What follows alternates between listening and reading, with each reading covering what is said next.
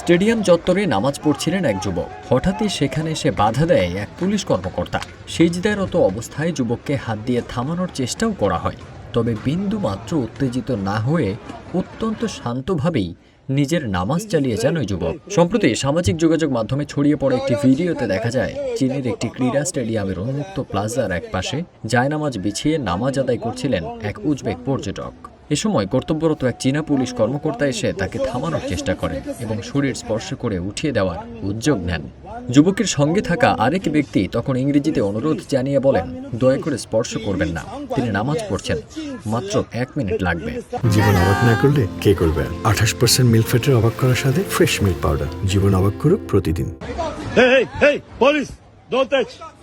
ভিডিওতে আরও শোনা যায় পুলিশ কর্মকর্তা ওয়াকিটকিতে ও আশপাশের লোকজনকে চীনা ভাষায় বলছেন, স্টেডিয়াম চত্বরের ভেতরে যে কোনো ধরনের ধর্মীয় কার্যক্রম পরিচালনা নিষিদ্ধ। তবে সবকিছুর মাঝেও যুবক শান্ত থেকে দ্রুত নামাজ শেষ করেন। নামাজ শেষে তিনি ও তার সঙ্গী বিনয়ের সঙ্গে জায়নামাজ গুটিয়ে নেন এবং কোনো বিতর্কে না জড়িয়ে পুলিশ কর্মকর্তাকে ধন্যবাদ জানিয়ে স্থান ত্যাগ করেন।